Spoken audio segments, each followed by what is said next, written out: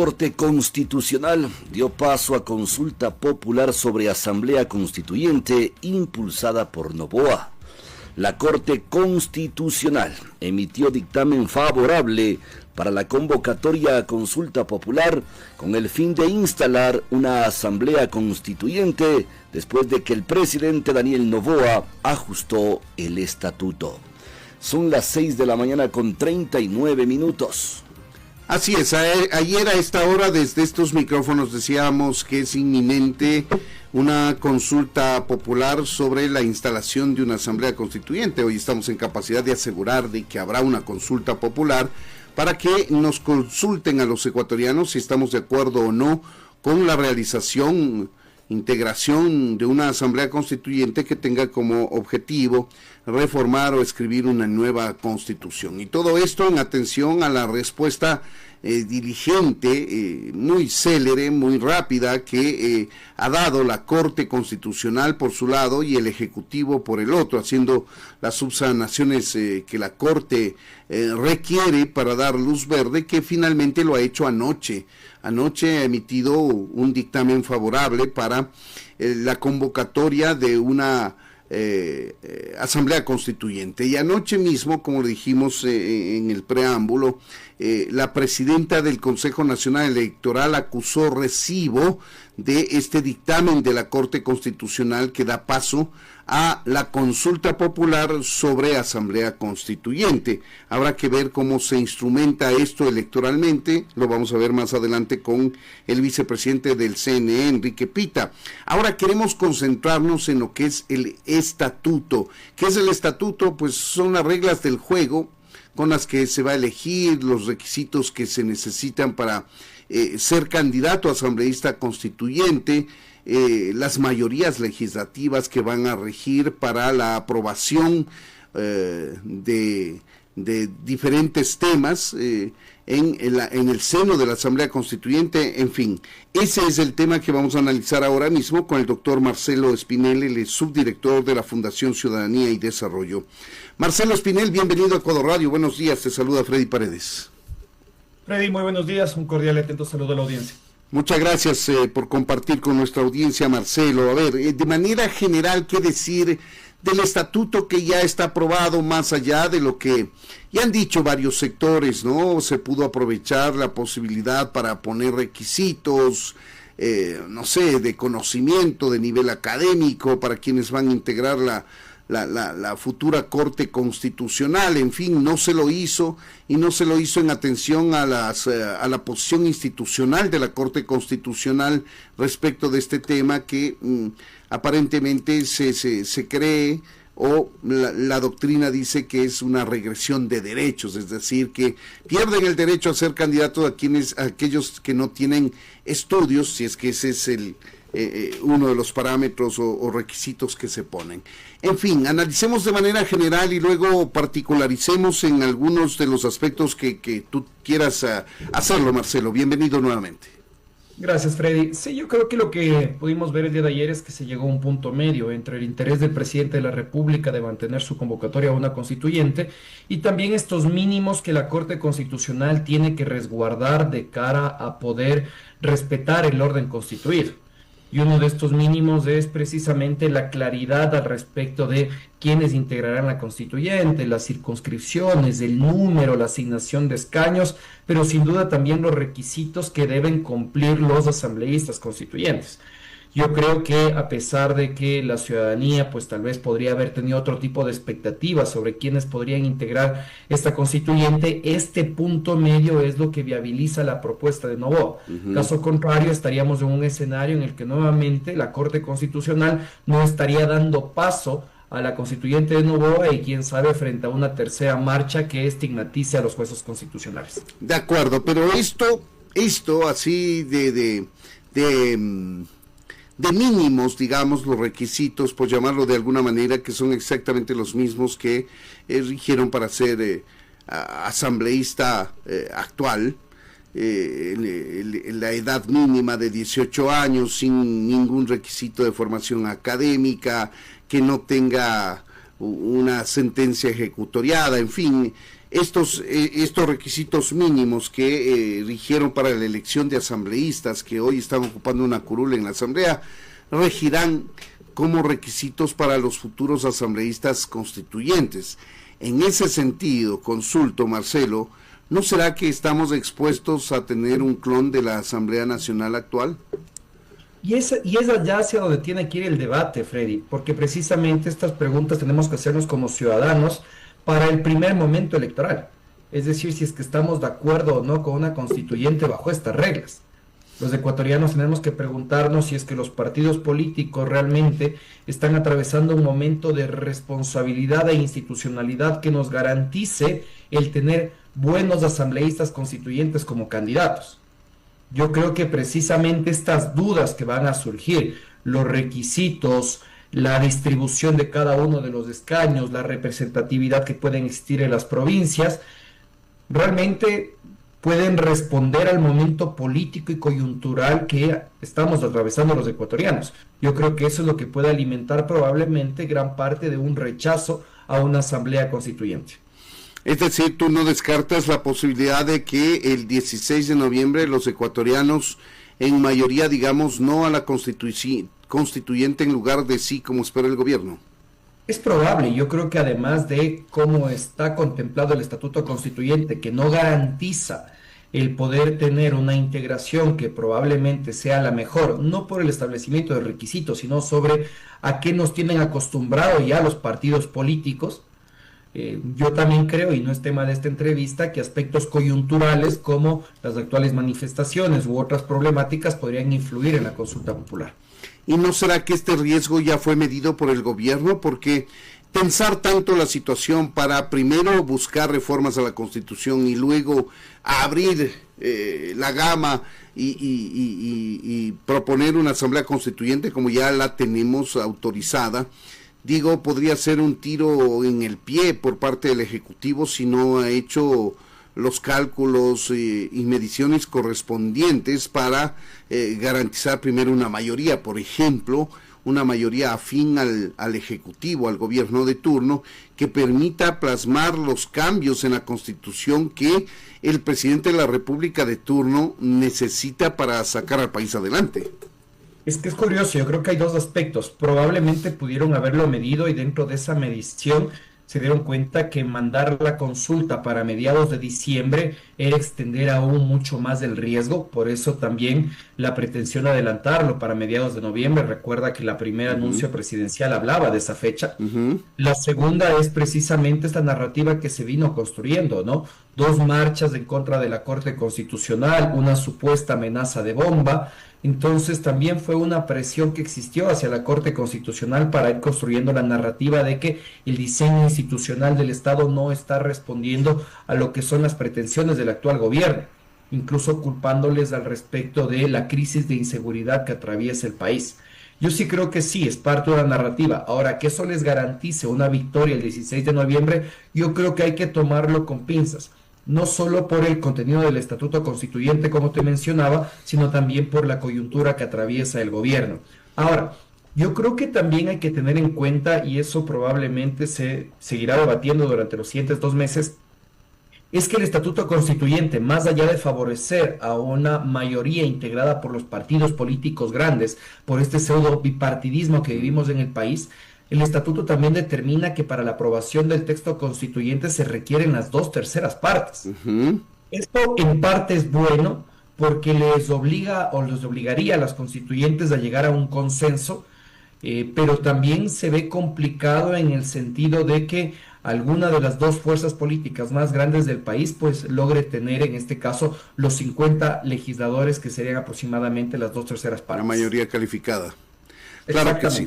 Son las 6 de la mañana con 48 minutos. Para quienes se incorporan a nuestra audiencia, estamos conversando con Marcelo Espinel, él es subdirector de la Fundación Ciudadanía y Desarrollo, y estamos analizando el estatuto para la convocatoria de la Asamblea Constituyente, que estamos en condición de decir que se va a realizar, será el 16 de noviembre, la consulta, es decir, la pregunta a nosotros los ecuatorianos, si queremos o no que se instale una asamblea constituyente para que cambie, reforme, escriba una nueva constitución.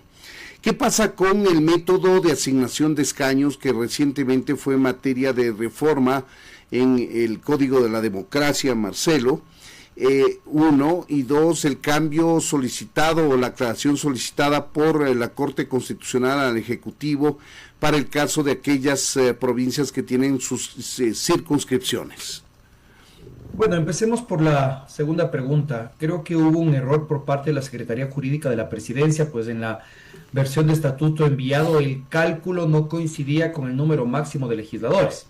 El estatuto determinaba 80 legisladores, que son los que integrarían la constituyente, pero al colocar que se aumentaba a un legislador por cada 200.000 habitantes, el número final superaba los 80, llegaba alrededor de los 120 legisladores. Por eso es que se hace esta corrección de que aumenta un legislador por cada 450.000 habitantes. El día de ayer ya se hicieron ejercicios de cómo estaría distribuido esto. Esto implicaría que Guayas tenga 10 asambleístas constituyentes, Pichincha 7, Manabí 4, Los Ríos 2, Azuay 2, El Oro 2, Tungurahua 2, Esmeraldas 2, Santo Domingo de los Áchilas 2, en la misma línea Loja y Chimborazo también tendrían 2 asambleístas constituyentes.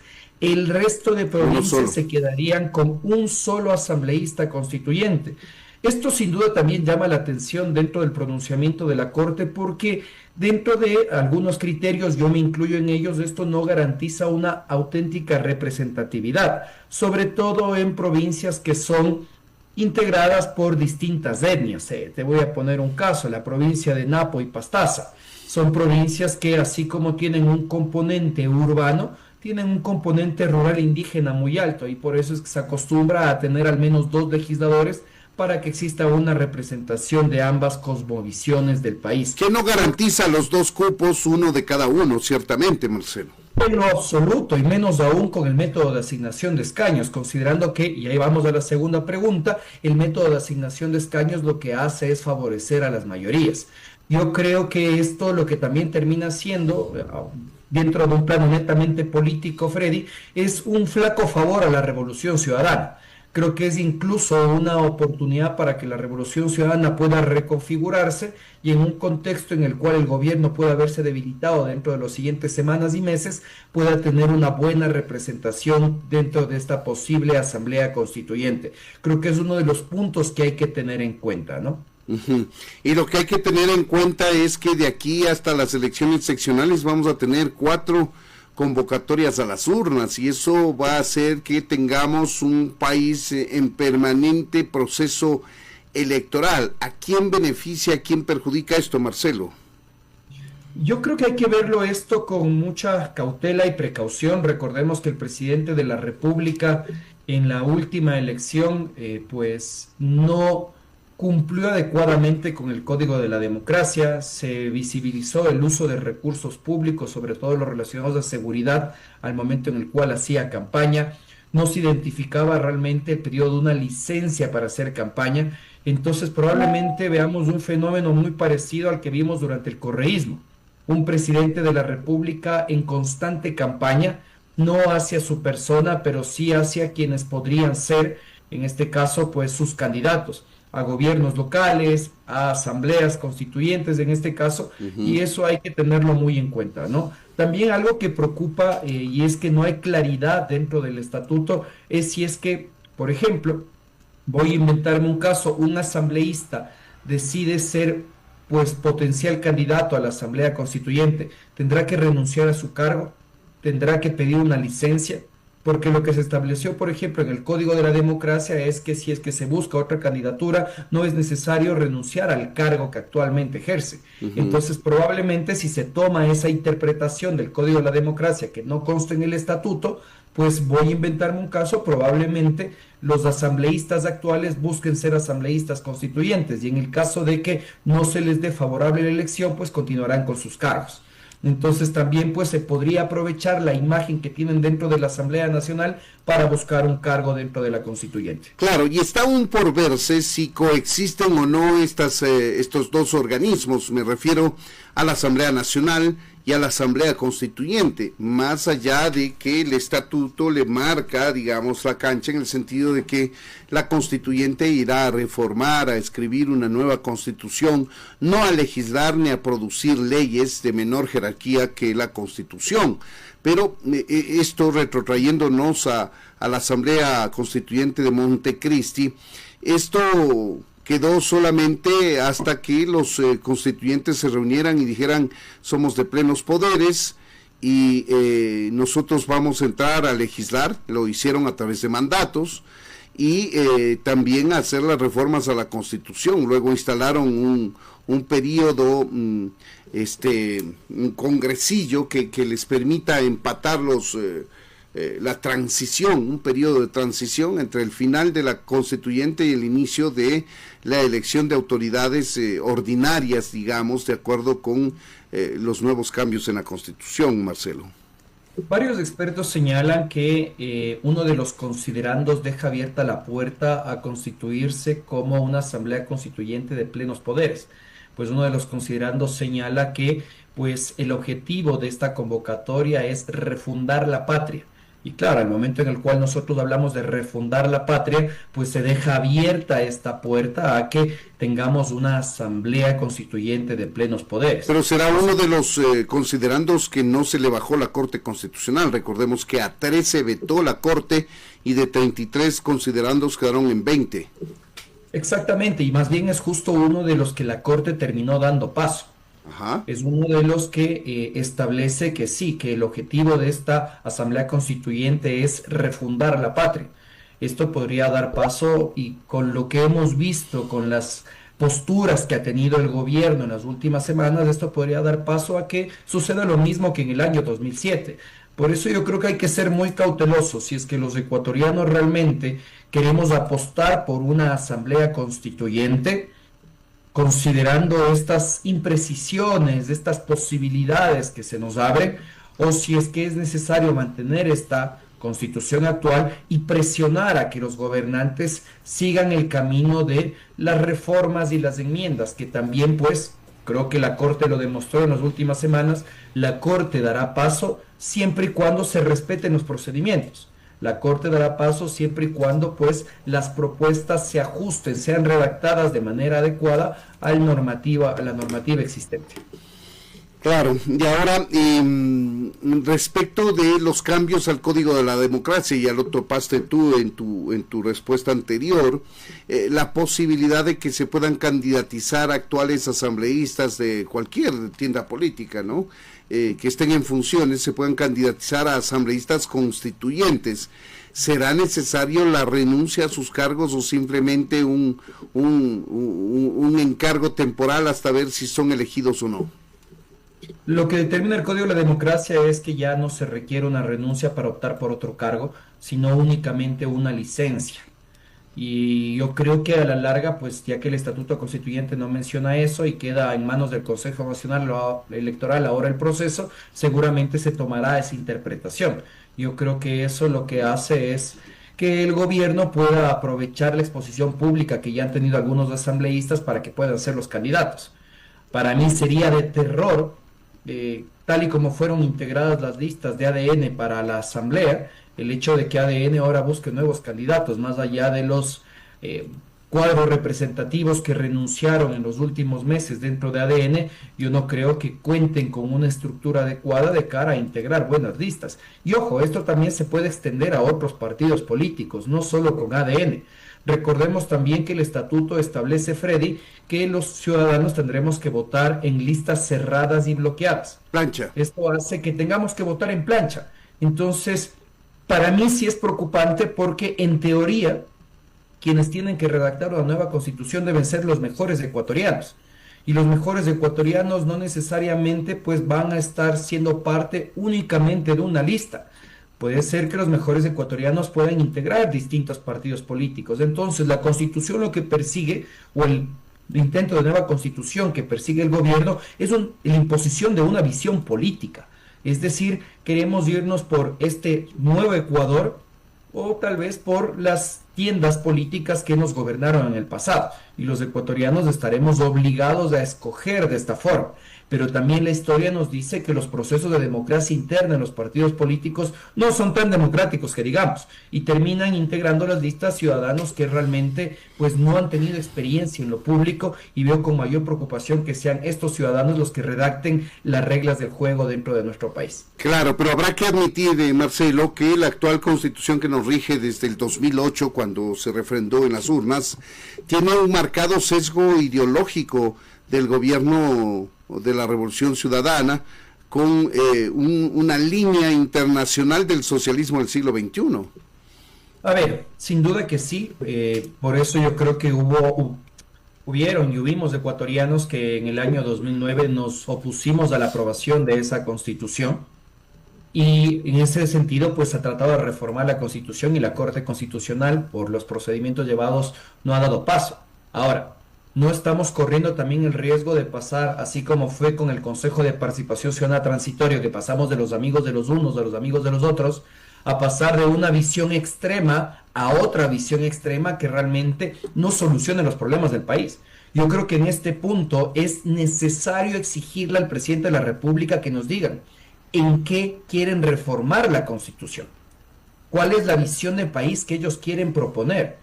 No solo que se mencione lo que ya se ha convertido en algo trillado, la eliminación del Consejo de Participación Ciudadana y Control Social, sino que se nos hable de cuál es el modelo de derechos que se espera, cuál es el modelo de desarrollo económico que se espera, para que los ecuatorianos también sepamos que no es entregar un cheque en blanco al gobierno, sino que vamos hacia una constituyente que ya establece cuál es el modelo de país que se busca. Seguramente alrededor de este tema girará el debate, por supuesto que sí. ¿Cuáles son los temas que nos interesa como ecuatorianos entrar a reformar en la Constitución? Si va a haber una mayoría legislativa constituyente afín a esa nueva dirección que se le quiere dar, a ese nuevo rumbo que se le quiere dar al país. En fin, allí hacia esos temas va el debate nacional. Queremos agradecer al doctor Marcelo Espinel, subdirector de la Fundación Ciudadanía y Desarrollo, que ha compartido con nuestra audiencia sobre el estatuto que rige ya esta consulta popular en la que vamos a pronunciarnos los ecuatorianos sobre si queremos o no la instalación de una asamblea constituyente. Marcelo Espinel, muchas gracias por habernos atendido. Un gusto, Freddy, un buen día. Buen día para ti también.